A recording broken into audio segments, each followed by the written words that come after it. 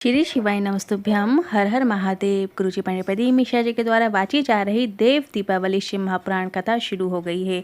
ये कथा भवानी मठ सब स्टेशन के पास तोंदेमाला पार्थाडी गांव ज़्यादा पेट्रोल पंप के सामने नासिक महाराष्ट्र में हो रही है। ये 5 दिवसीय शिव महापुराण कथा है जो कि 21 नवंबर से शुरू हो चुकी है और 21 नवंबर से लेकर 25 नवंबर तक ये कथा दोपहर में 2 बजे से 5 बजे तक आस्था चैनल यूट्यूब के माध्यम से देखी जा सकती है। आज की कथा में गुरुजी ने जो पत्र शामिल किए, उपाय बताए और जो महत्वपूर्ण जानकारियाँ दी हैं वो सभी जानकारी आपको इसी वीडियो के माध्यम से मिलने वाली है। जी ने आज की कथा में बताया है कि ऐसी कौन सी जगह है जहाँ पर बैठकर हमें भगवान का भजन करना चाहिए, जहाँ पे बैठ के हमें लक्ष्मी का सुख प्राप्त कर सकते हैं। साथ ही कल 22 नवंबर कार्तिक शुक्ल दशमी तिथि है और इस दिन किया जाने वाला विशेष उपाय हम वीडियो के माध्यम से आपको करके भी दिखाने वाले हैं। किस तरीके से तुलसी का दीपदान करना चाहिए। आज की कथा बहुत ही रोचक और जानकारी से भरपूर थी। किसी कारणवश यदि आपने आज की कथा नहीं सुनी है तो पूरी कथा का रास्ता आपको इस छोटे से वीडियो से प्राप्त हो जाएगा। तो बढ़ते हैं आज की कथा की पहली जानकारी की ओर। उत्तर प्रदेश में एक कथा कैंसिल हुई थी। वो कथा 7 दिनों की थी और उस दिन की कथा आगे पीछे मिलाकर 10 दिन हो रहे थे। इसके बाद गुरुजी ने कहा, मैं आविष्कार जी से भूसे जी को साधुवाद देना चाहता हूँ, धन्यवाद देना चाहता हूँ, जिन्होंने 5 दिन की कथा धुलिया को दी और 5 दिन की कथा यहाँ भगवान सीताराम सरकार की पवित्र भूमि को दे दी। हैं आज की कथा की दूसरी जानकारी की ओर। सुनीता जी पत्र लेकर आई। जब भी मैं माता जी के दर्शन करने जाती थी तो रोज माता से नासिक में शिव महापुराण की कथा कामना करके आई थी। 3 महीने रोज एक दिन ऐसा नहीं गया जब मैंने माता से शिव महापुराण की बात ना कही हो कि पूरे भारत में कथा हो रही है पर हमारे नासिक में क्यों नहीं कथा हो रही है। भगवान ने आज मेरी सुन ली कि यहाँ नासिक में कथा हो रही है। बढ़ते हैं आज की कथा की तीसरी जानकारी की ओर। सारिका जी पत्र लेकर आई। मैं लड़की के यहाँ संतान नहीं थी, जिसकी शादी के 13 वर्ष हो गए थे। मैंने बेटी से कहा भोलेनाथ के मंदिर जाया करो, 1 लोटा जल चढ़ाने को कहा। साथ ही मैंने पशुपतिनाथ व्रत करने को भी कहा और सफ़ेद आंकड़े की जड़ का प्रयोग तुमरुका जी का नाम लेते हुए करने को कहा। मेरी बेटी विश्वास नहीं करती थी पर पहली बार मेरी बेटी ने विश्वास किया। उसने कई डॉक्टरों को दिखाया, कई जगह इलाज कराया, साथ ही टेस्ट ट्यूब बेबी भी करवाया, फिर भी उसे कोई लाभ नहीं हुआ था।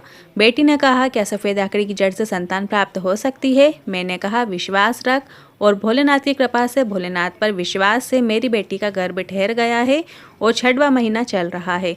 उसी का आभार व्यक्त करने कथा पंडाल में आई हूँ। बढ़ते हैं आज की कथा की चौथी जानकारी की ओर। संगीता जी पत्र लेकर आई। मालेगांव में कथा हुई थी, तब हमें पता चला कि बाबा की कृपा क्या होती है। गुरुजी मेरी बड़ी दीदी के गले में गठान हो गई थी, जिनका ऑपरेशन करने के लिए डॉक्टर ने कह दिया था। डॉक्टर ने यह भी कहा कि गठान का ऑपरेशन होगा तो उनकी आवाज़ जा सकती है क्योंकि ये गठान कैंसर की है। डॉक्टर ने कहा जांच के लिए गठान बाहर जाएगी। दूसरी जगह हमने बताया, उन्होंने भी 8 दिन के अंदर ऑपरेशन करने को कहा। एकदम कंठ में गठान होने के कारण वहाँ से कटेगा, जिसके कारण आवाज़ जाना तय है। मेरी बहन को एडमिट किया गया और ऑपरेशन की तैयारी की गई।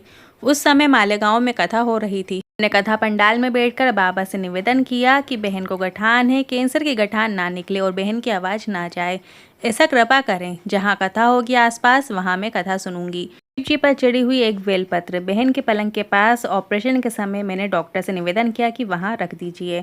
इतने अच्छे डॉक्टर थे, उन्होंने हमारा निवेदन भी सुन लिया। ऑपरेशन हुआ, गांठ निकाली गई और जांच के लिए गई तो जांच की रिपोर्ट आई तो उसमें बताया गया कैंसर नहीं है और अब उनकी आवाज़ भी आ गई है। उसी का आभार व्यक्त करने कथा पंडाल में आई हूँ। बढ़ते हैं आज की कथा की 5वीं जानकारी की ओर। शिव महापुराण की कथा कहती है, जब तक आप किसी से मिलें ना, जब तक आप किसी को सामने से देख ना लें, जब तक आप किसी के सामने से बात ना कर लें, तब तक उसे किसी के कहने पर बुरा ना समझें, अपने मन में उसकी बुरी छवि ना बनाएं। बढ़ते हैं आज की कथा की 6वीं जानकारी की ओर। ममता संतोष जी पत्र लेकर आए। 2019 में मेरा बेटा जो 19 वर्ष का था वह मर गया। मेरी एक बेटी है जो उसे भी बड़ी है, वह अभी है, पर मेरा बेटा चला गया, उसका दुख मुझे हमेशा बना रहता है।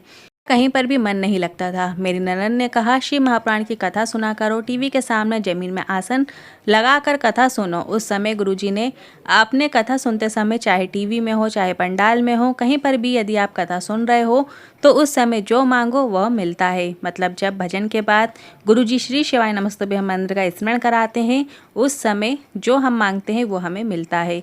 और मैं कथा सुनते सुनते बाबा से निवेदन किया कि मेरा बेटा जो चला गया है वह मुझे वापस दे दो। ननद ने कहा, अब आप 50 साल की हो गई हो, अब कहाँ से आपको संतान हो सकती है। तो मैंने कह दिया अगर शिव महापुराण में बल है, महादेव में बल है, तो वो मुझे ज़रूर संतान देगा। और बाबा की कृपा से मुझे 50 वर्ष की आयु में एक नहीं दो संतान दी हैं। मुझे पुत्र और पुत्री की प्राप्ति हुई है। मेरा बेटा वापस आ गया है, उसी का आभार व्यक्त करने कथा पंडाल में आई हूँ। बढ़ते हैं आज की कथा की 7वीं जानकारी की ओर। जब शरीर में बुखार आता है, ताप बढ़ता है, शरीर में कष्ट बढ़ता है तो भोजन छूट जाता है। और जब आपके घर में पाप बढ़ता है, व्यसन बढ़ता है, आड़ा टेढ़ा धन बढ़ता है तो भगवान का भजन छूट जाता है। आप कितना भी प्रयास करते हैं, भगवान का भजन आपसे नहीं हो पाता है। बढ़ते हैं आज की कथा की 8वीं जानकारी की ओर। किसी ने धुलिया में पूछा, गुरुजी, लक्ष्मी नारायण जी को, ब्रह्मा ब्रह्माणी को, कुबेर को, वैभव को, सत्ता को अगर प्राप्त करना है तो ऐसी कौन सी जगह है जहाँ पर बैठकर हमें भगवान का भजन करना चाहिए और लक्ष्मी का सुख हम प्राप्त कर सकते हैं। तो शिव महापुराण की कथा कहती है, सारे तीर्थ में जाकर स्नान नहीं कर सकते, सारे तीर्थ के हम दर्शन नहीं कर सकते, 12 ज्योतिर्लिंग में जाकर हम जल नहीं चढ़ा सकते, तो बेलपत्र के वृक्ष के नीचे बैठकर नमः शिवाय या ओम नमः शिवाय या फिर श्री शिवाय नमस्तुभ्यं मंत्र का अगर आप जाप भी कर लोगे तो सारे तीर्थ का फल तुम्हें प्राप्त हो जाता है। एक बेलपत्र का वृक्ष कोटि कोटि पुण्य का भागी बनाने वाला होता है, बहुत सुख देने वाला होता है, क्योंकि बेलपत्र के वृक्ष के नीचे लक्ष्मी भी है, ब्रह्मा भी हैं, ब्रह्माणी भी हैं, नारायण भी हैं, कुबेर भी हैं, इंद्र भी हैं, इंद्राणी भी हैं, शिव जी भी हैं, पार्वती जी भी हैं, 64 योगिनियाँ हैं, 33 कोटि देवी देवताओं का वास भी सब कुछ बेलपत्र के वृक्ष के नीचे विराजमान होता है।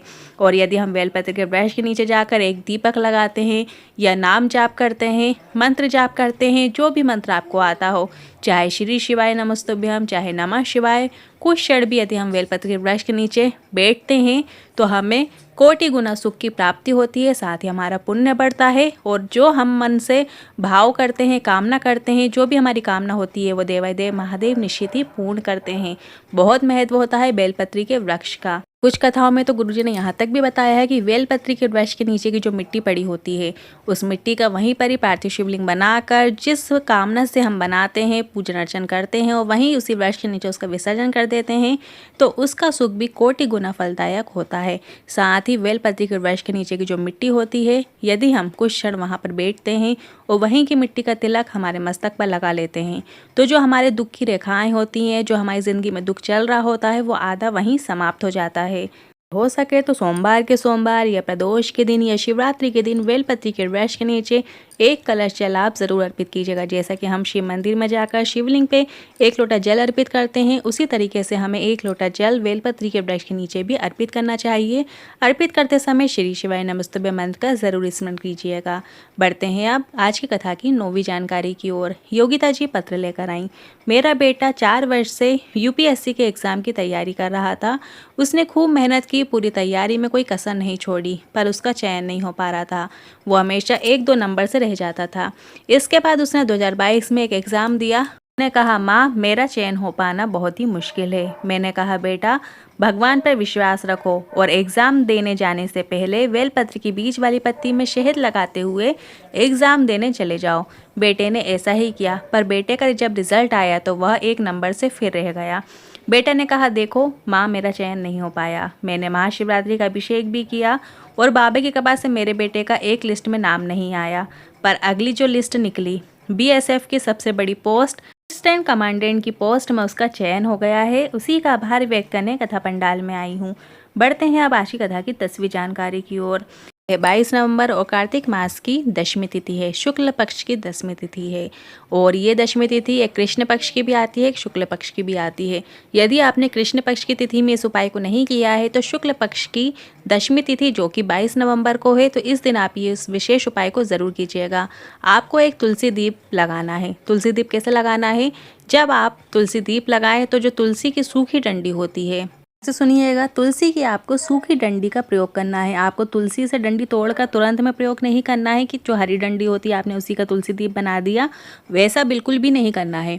जो सूखी तुलसी हो जाती हैं, झड़ जाती हैं, जो सूखी डंडी होती है उसका आपको प्रयोग करना है। सूखी डंडी को आपको या तो कच्चे सूत में लपेट लेना है या आप रुई में लपेट कर फिर आपको तुलसी दीपक बना लेना है, जैसा कि वीडियो में देख सकते हैं।